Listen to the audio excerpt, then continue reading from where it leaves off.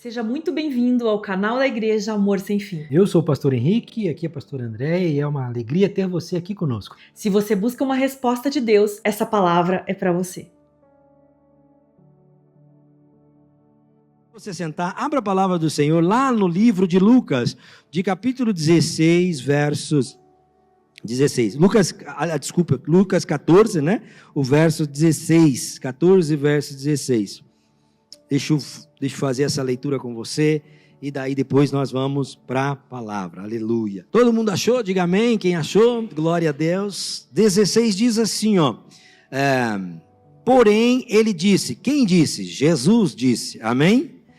Um certo homem fez uma grande ceia e convidou a muitos. Convidou quem, gente? Convidou? Diga para a pessoa que está do teu lado. Hoje, sem desculpas. Amém? Pode se assentar em nome do Senhor Jesus. Então vamos lá, né? Glória a Jesus. Eu gosto sempre de dar um tema. Para a palavra. Eu acho que ela, de certa forma, traz um norte para nós, né? Nos traz um norte. E hoje eu coloquei: quem rejeita a mesa pode perder o maior banquete da vida. Porque hoje é um dia especial, né? Estava ali e eu fiquei olhando. Que mesa bonita, né? Aí você vai dizer: nossa, pastor, mas está tão simples. O simples é bonito, gente. Sabia? Né? O menos, às vezes, é mais. Eu penso assim.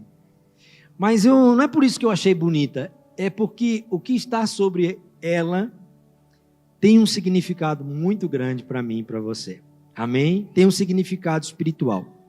E é hoje sobre isso que eu quero falar. Eu quero falar sobre a importância, sobre o propósito da mesa, dessa mesa e da mesa que você tem na sua casa, né? Pense comigo, né? Pense comigo uma coisa. Imagine você preparar um grande jantar na sua casa, ou um almoço, enfim. Você arruma a mesa, você arruma comida, não é?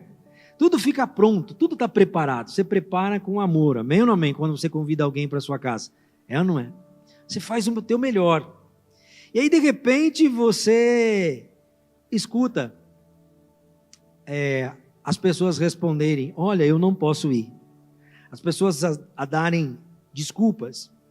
Foi exatamente o que aconteceu nessa parábola aqui. É uma parábola, eu não vou hoje ministrar sobre esta palavra.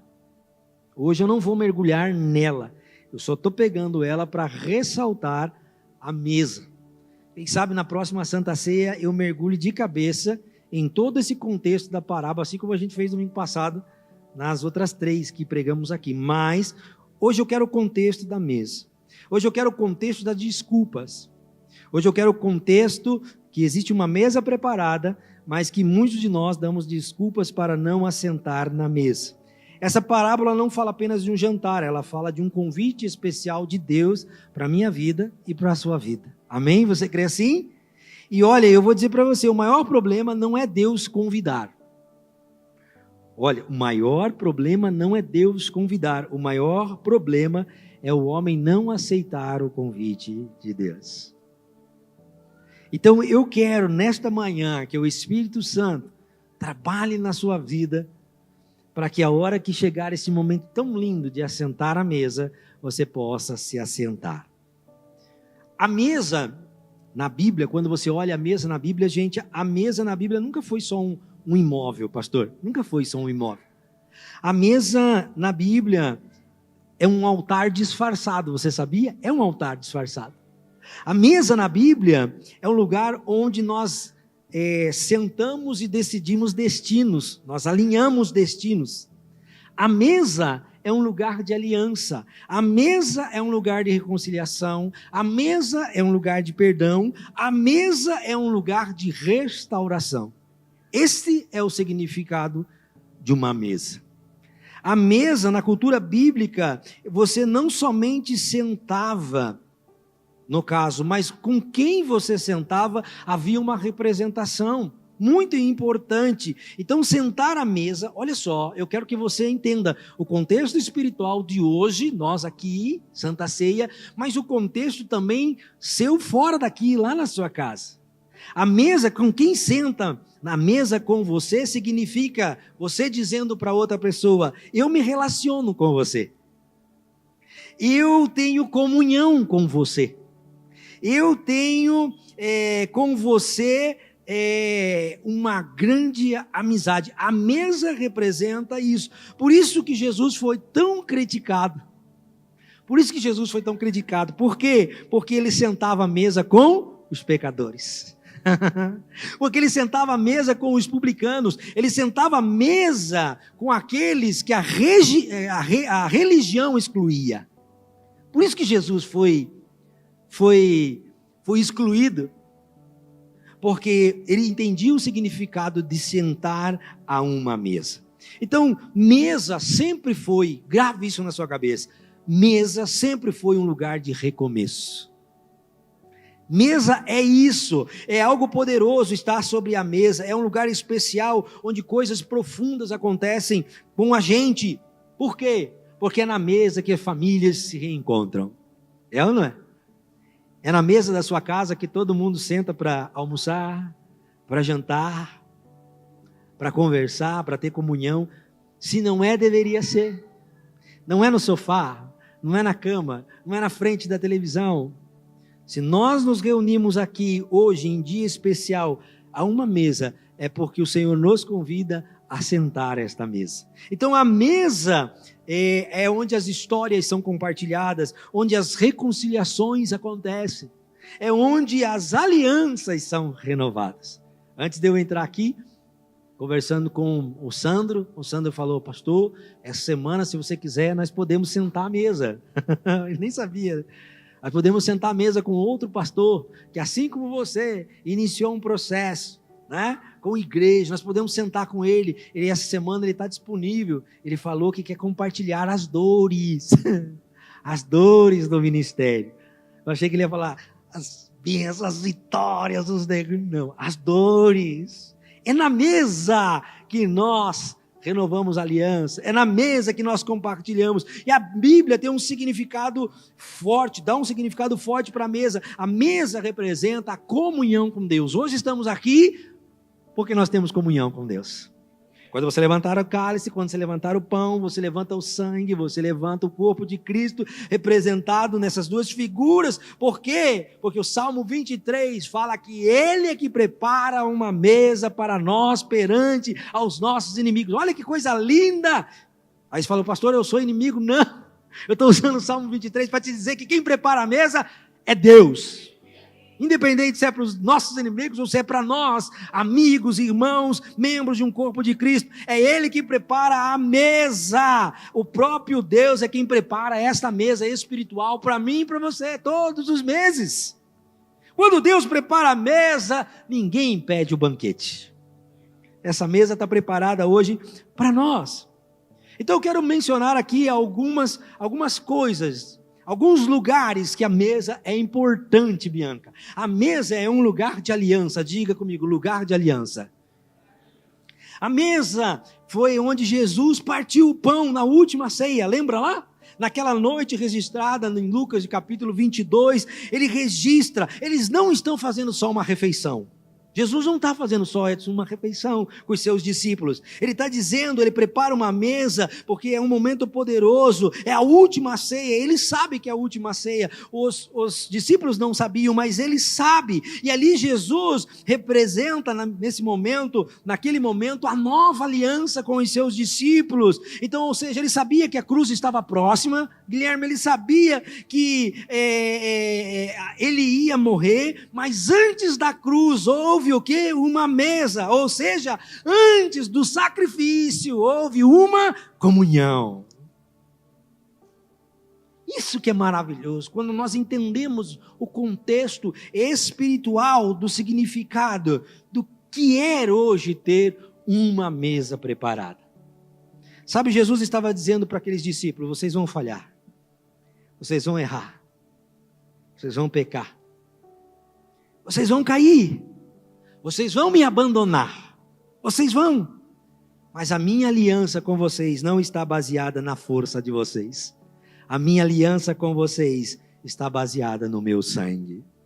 Uau! Por isso que eu e você somos pecadores. E destituídos da glória do Senhor nós fomos. Mas quando há arrependimento, e arrependimento nós vamos ver, não é choro, arrependimento é mudança de direção, Guilherme. Arrependimento não é remorso, não é nós chegarmos aqui e chorarmos diante dessa mesa, mas é mudança de direção, é eu sair daqui e não fazer mais o que eu fazia antes, é mudar a direção para Cristo. Mesa é o lugar de quem decide recomeçar, ou quem decide começar novamente. Mesa significa isso, é um lugar, não é um lugar de perfeitos. Nós não somos perfeitos. Quando nós levantarmos o cálice, quando levantarmos o pão, não significa que somos perfeitos. Não, nós somos imperfeitos, seres imperfeitos, e não tem problema quanto a isso, porque Cristo nos perdoou, Ele é o nosso advogado, Ele é o teu intercessor, é Ele que intercede por você. E não somente Ele, mas o Espírito Santo, com gemidos inexprimíveis, para que você possa ser perdoado diante do Senhor. Então, mesa é lugar de aliança. Mesa é lugar de restauração. Diga comigo, restauração. Depois da ressurreição, o Evangelho de João, capítulo 21, tem um encontro maravilhoso entre Pedro e Jesus. É maravilhoso, eu gosto muito disso, porque Jesus faz um retrospecto com Pedro, de quando Pedro nega Jesus. Se você não conhece a história, quando ele nega Jesus pela terceira vez, Guilherme, ele está numa fogueira. E ele nega Jesus pela terceira vez em frente a uma fogueira. E ali Jesus olha para Pedro e não fala nada. Mas eu imagino, tem uma cabeça muito fértil, eu imagino que Jesus deve ter pensado, rapaz, eu fiz tanto por você. Acho que a única coisa, talvez, que você não ficou tão feliz, eu curei a sua sogra, mas Jesus não falou nada para ele. Jesus olhou para ele, gente, e deve ter pensado, Pedro, eu vou morrer daqui um pouquinho, mas ao terceiro dia eu vou voltar, Pedro, e nós vamos continuar a nossa história.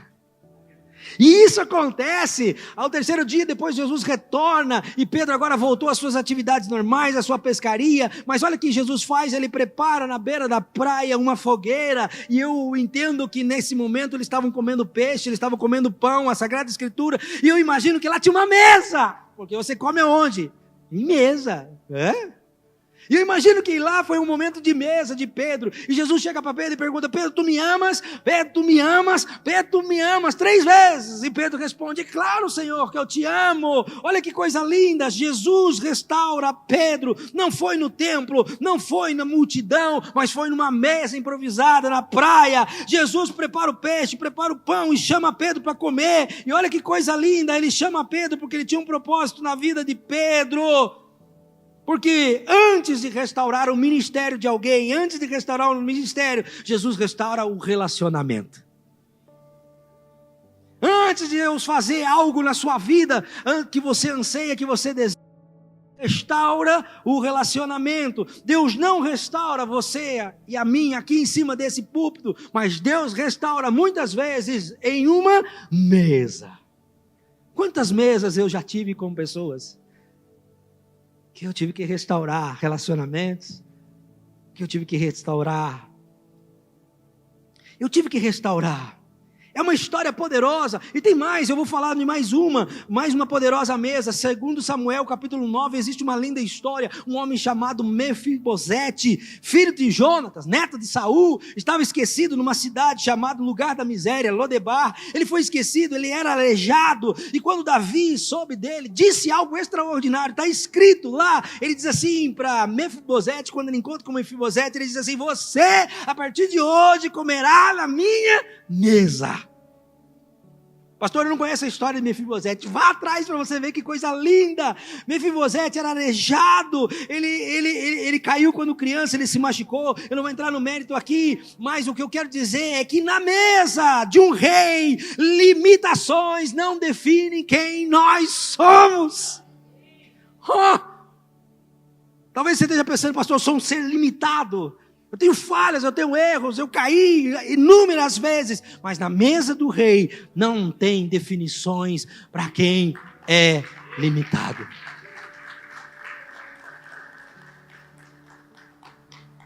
A mesa é um lugar de igualdade. Igualdade. Na mesa tem algo extraordinário. Na mesa tem alimento para todos os níveis espirituais aqui dentro. Para aqueles que estão começando e para aqueles que já são maduros na fé. 1 Pedro 2:2 diz assim: desejai afetuosamente como meninos novamente nascidos, o leite racional, não falsificado, para que por eles vocês vão crescendo. Ou seja, o que Pedro está dizendo assim, para aquele que é neófito, para aquele que está começando, para aquele que é inexperiente, na mesa há o leite espiritual.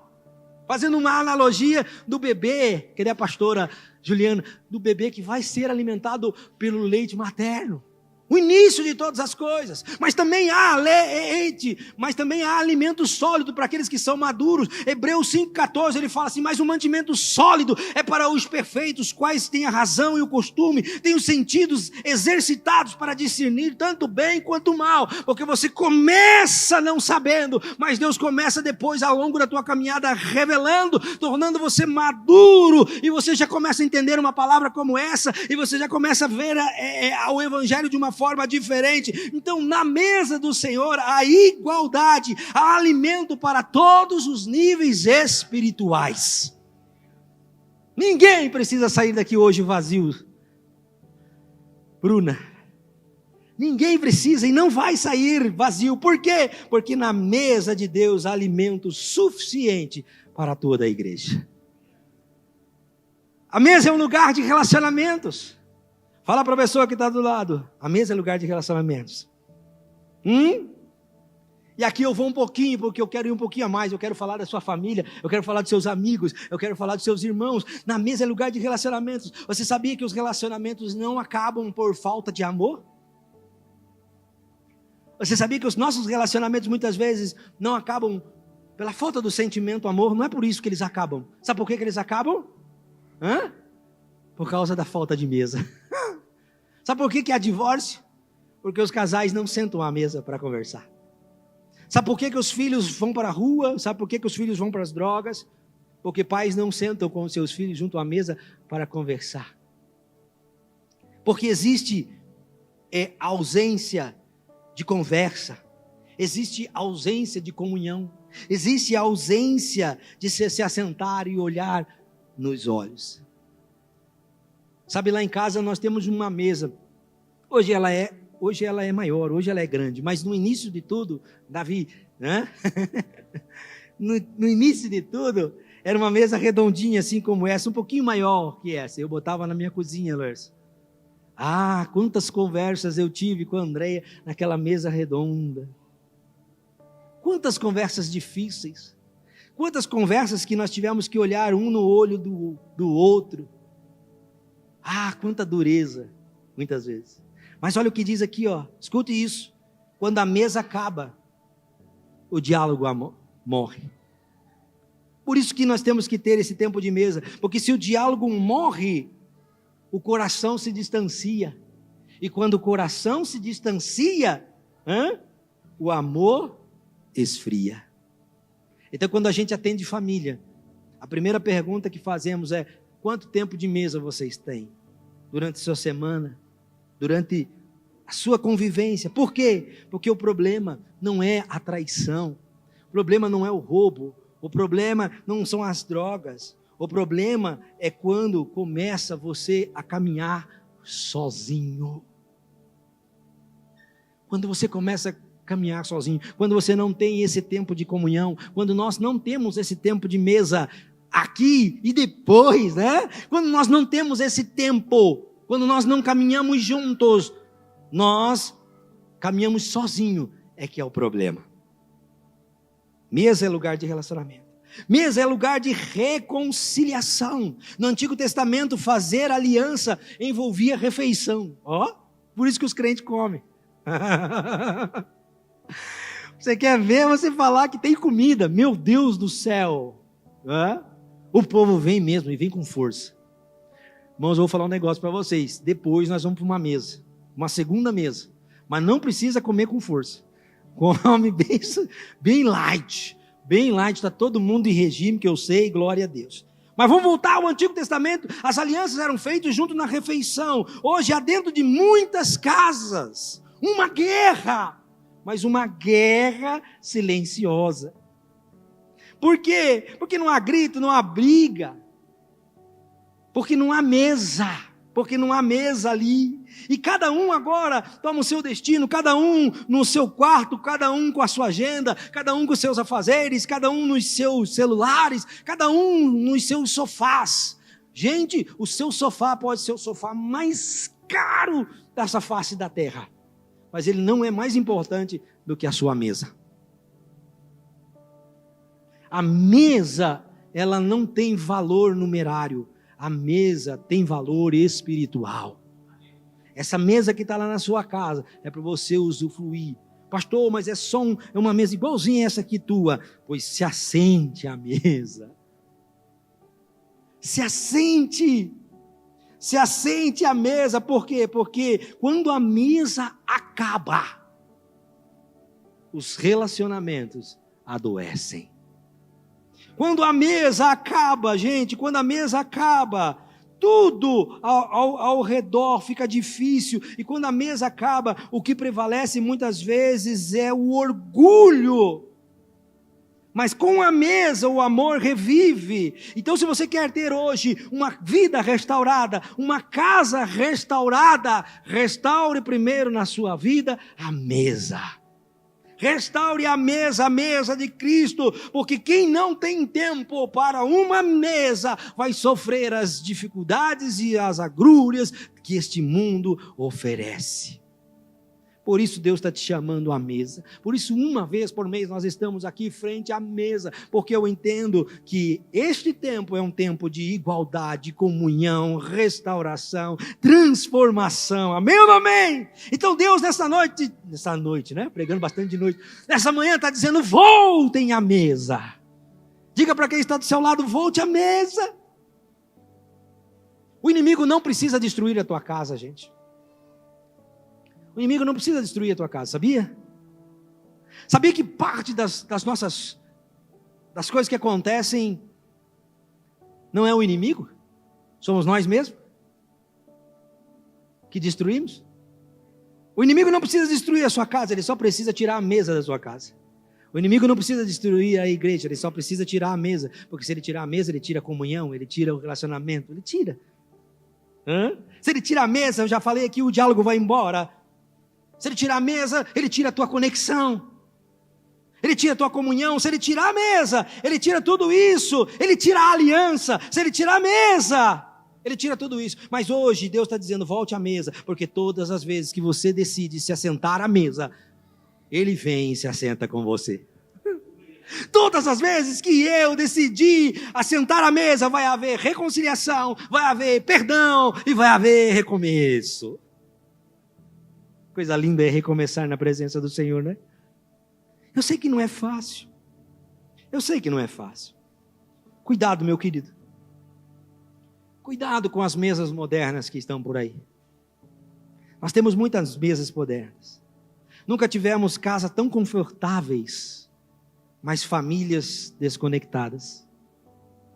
Nós nunca tivemos igrejas tão confortáveis, modernas.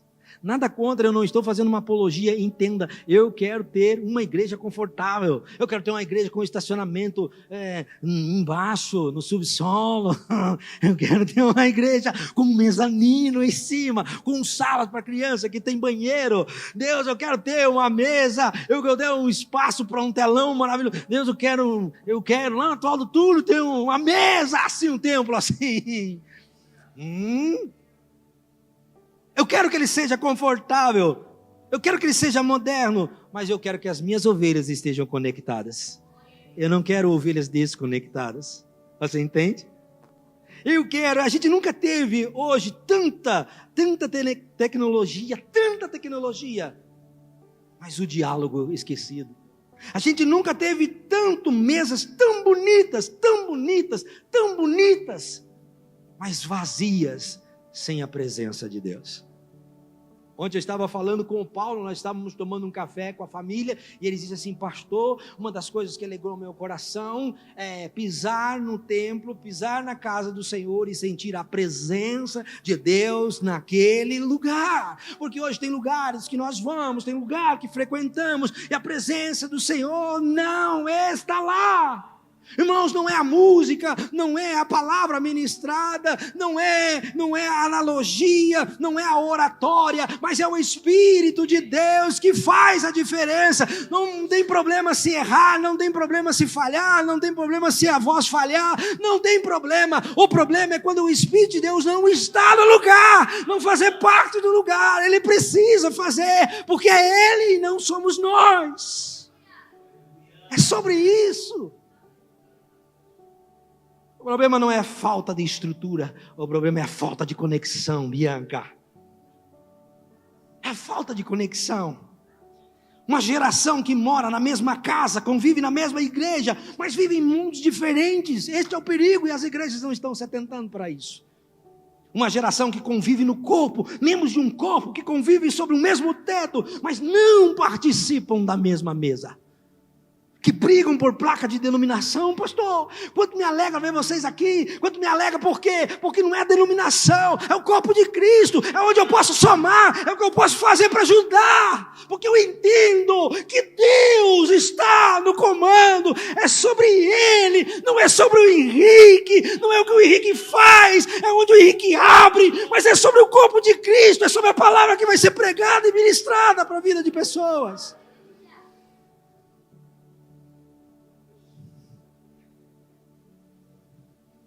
Hoje temos famílias e igrejas no mesmo ambiente, mas não estão no mesmo lugar. Nós temos as nossas casas, dentro das nossas casas, pai no celular, mãe no Instagram, o filho no videogame, todos estão online, mas ninguém está presente. A mesa virou suporte de coisas e perdeu seu altar de comunhão. O inimigo entendeu algo que muitos pais, muitas famílias, muitos pastores ainda não entenderam. Se ele tirar a mesa, ele tira a forma de influenciar. Ele tira, porque quem não conversa em casa, na igreja, quem não tem comunhão, vai ouvir os conselhos que o mundo dá. Quem não tem diálogo na mesa, vai procurar o diálogo, validação lá fora, Edson. A mesa é um termômetro espiritual. A mesa é lugar. Quer saber como anda a saúde espiritual da sua família, do seu pastor, da sua igreja? Olhe para a mesa. Lá todos comem, esperam um pelos outros. Nós vamos ler o texto aqui, ele diz assim: quando for comer, esperai uns pelos outros. Você tem um lugar que todo mundo é igual. Vocês, meninos, é aqui. Eu sou igual a vocês, vocês são igual a mim. Não tem diferença entre nós. Pastor, mas e o que eu fiz? E o que eu fiz? Na mesa existe o quê? Conversa, oração. Hein, gente? Não cada um esquenta a sua comida em horários diferentes. Não. Tem que sentar junto. A família que não senta junto, a família que não senta junto, se desmorona. Eu amo lá em casa porque às vezes a André, no meio da correria do dia, ela prepara e põe tudo na mesa. E quando a gente chega, a gente senta na mesa, mesmo correndo. Porque a mesa nós entendemos que é lugar de comunhão. A mesa eu olho e vejo se há honra. Na mesa eu olho e vejo se há escuta. Na mesa eu vejo se há perdão. Na mesa eu vejo se há interesse. É na mesa que se constrói. Cuidado com o silêncio. Cuidado com o silêncio. Quando eu disse que não há guerras mais, quando não há brigas mais, é porque houve um distanciamento muito grande. E aí o que acontece? Muitas casas estão mortas, muitas igrejas estão mortas, o povo está gelado. Irmãos, eu prego em outras igrejas, eu vejo, o povo está gelado, está como no livro de Ezequiel, um vale de ossos secos, ninguém mais glorifica a Deus, ninguém mais fala, ninguém mais glorifica, ninguém mais conversa, há um silêncio, o silêncio é pesado, um silêncio que mata lentamente. Eu entro dentro de lares e eu vejo famílias que o silêncio tomou conta, as emoções já não são mais afloradas. Quando as emoções estão vivas, é um sinal de que ainda há uma chance, mas quando o silêncio se tornou principal de uma casa, houve um distanciamento, significa que está difícil de voltar. Mas deixa eu dizer algo forte para você, o silêncio dentro de uma casa é perigoso, mas nós hoje estamos aqui para dizer, volte para a mesa, volte para a mesa, pare e reflita hoje, volte à mesa, quebre esse silêncio, igreja, quebre, mostre agora que a distância não vai ser mais a indiferença, e a indiferença não vai ser mais o castigo da falta de comprometimento em relacionamento, mostre, volte, ceda hoje. Um dos pilares que eu falo para as famílias, o primeiro passo é ceder, esta coluna é ceder. Prefira ser feliz do que ter razão, como eu digo para eles. Às vezes da vizinho lá em casa, a Andréia fala, eu sei que eu tenho razão, mas aí eu falo assim, eu vou dar razão para ela e vou ser feliz, eu vou dizer que ela tem razão, porque eu prefiro ceder. Hoje, você está numa briga com Deus, e com Deus a gente não ganha, você já pode saber disso. Então se você não ganha, cede logo de uma vez, senta na mesa, tenha comunhão, tenha restauração, tenha aliança, saia daqui diferente, saia daqui arrependido, mudando de direção. A mesa é lugar de cura emocional, onde você vai ser curado. Muitos casamentos são restaurados na mesa, muitos filhos são restaurados na mesa, os pais, os cônjuges pedem perdão e vão pedir perdão junto à mesa, porque a mesa cria ambientes seguros. Quem foge da mesa geralmente está fugindo de conversa. Homens que estão aqui, eu sei que hoje é um dia especial para as mulheres, amém? Hoje é um dia especial para as mulheres, amém? Mas também todos os outros dias são dias melhores para os homens.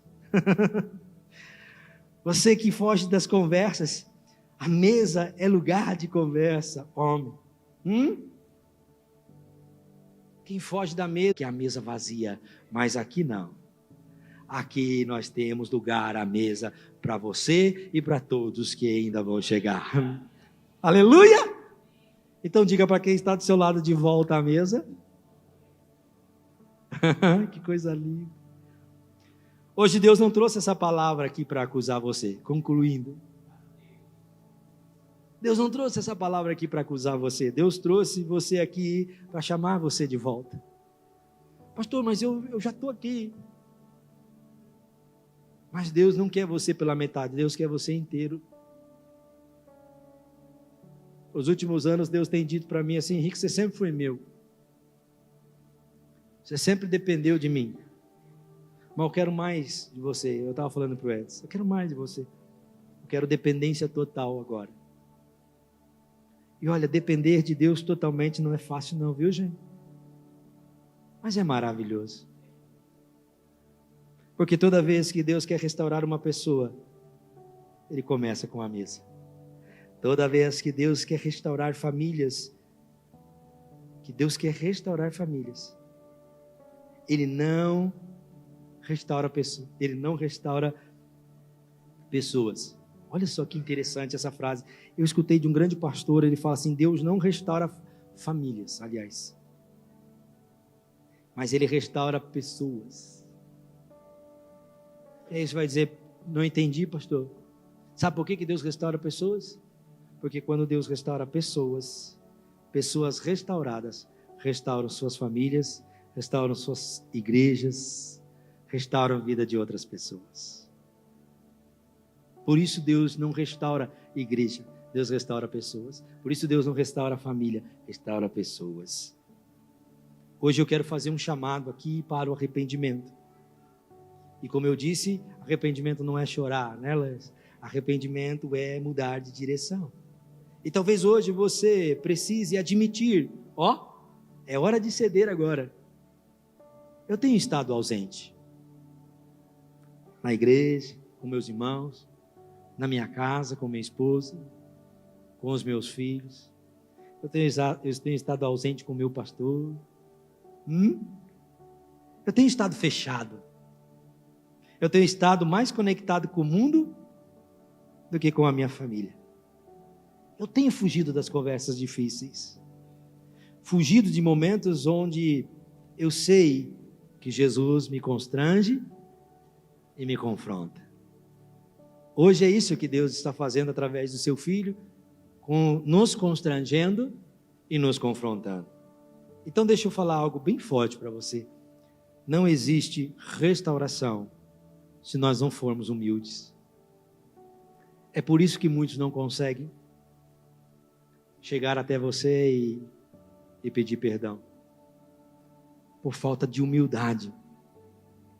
Quando Pedro foi restaurado, sentou com Jesus para comer, talvez se ele não tivesse olhado para si mesmo e admitido que ele estava errado, tivesse pedido perdão e não tivesse começado de novo, talvez nós não estaríamos aqui.